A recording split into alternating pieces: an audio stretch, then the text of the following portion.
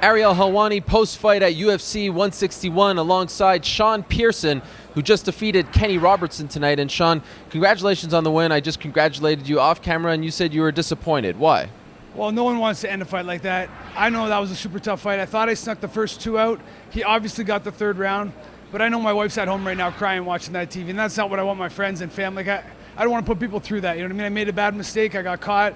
I thought I toughed it out. I'm going to have to go watch it because I was in a bad position for a long time.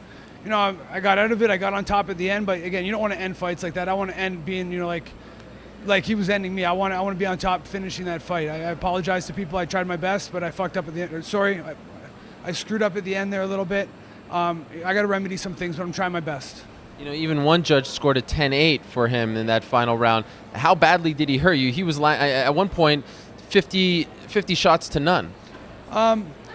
Obviously, when we're in the standing part, he rocked me a little bit. Not a little bit. I got to go back and watch it, but he rocked me a few times. The ones on the ground, I was there the whole time. He had a great triangle in on my body there, so I couldn't roll out either way. I'll give him that. He wasn't really hitting me that hard on the ground. Like, he'd give me one shot, but then he'd give me like 15, 20 seconds to recover. It wasn't a constant shots, which he probably should have done. It's a mistake on his part because he'd hit me and hit me good, but then he'd give me 15 to 20 to recover. But he had it tight. I was trying to roll out for a lot, and I couldn't do it until the very end. So he had a nice tight triangle on the body, but he wasn't really hurting me too much after the beginning barrage. So obviously the third round didn't go your way. What about the first two rounds? Were you happy with those? I was happy. I'm going to have to go back. I thought I rocked him a few times, so what I'm unhappy with is, again, I rocked him and I let him off the hook. There's a couple times I know I stunned him with a straight left, but I didn't follow up quick enough, and I let him recover. It was one of those things where I didn't go in for the killer instinct, and that's what I really worked on doing that. So I messed up that a little bit, but I'm going to have to go back and watch some tape. But I did think I snuck the first two rounds out. My corners thought I did. But again, I got to watch tape. I'm not going to sit here and say, I definitely won that fight. It was a close fight by all means, but I had thought that I'd snuck out the first two. So we'll go back and watch it. Did you take your foot off the gas in the third round? No, I was gassed, and I shouldn't have been. I'm in great shape for this fight, so I have no excuses that way. But I don't know if it was my nerves or maybe something he hit me with, but I was very tired. And then when he clipped me in the third, I was definitely rocked. You know what I mean? So I was in survival mode, and instead of trying to, what we call a B-hop, the Bernard Hopkins of tying him up, I stayed there and tried to swing back, and I ended up getting caught a few more times. So again, mental mistake on my part, because I think I'm a fighter first and an athlete in this sport second. I get hit, and I'm like, I'm going to hit you back, but I should have been tying him up there. You've been in the sport a long time. You're 37 years old, right? You mentioned the nerves. Why were you nervous?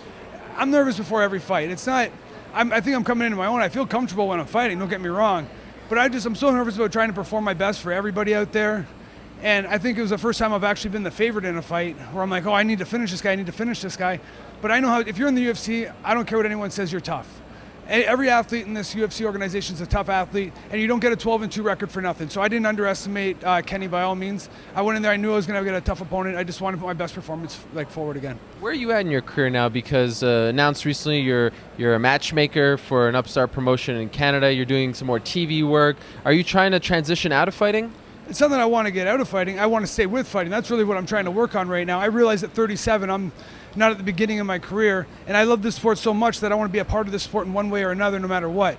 So when my time comes, I'm ready for it. I don't want it to be today. I don't want it to be tomorrow. But when it happens, I don't want to be caught in a deer in headlights. I want to be ready for the next step of my career, and hopefully that's somehow with the UFC and the mixed martial arts organizations.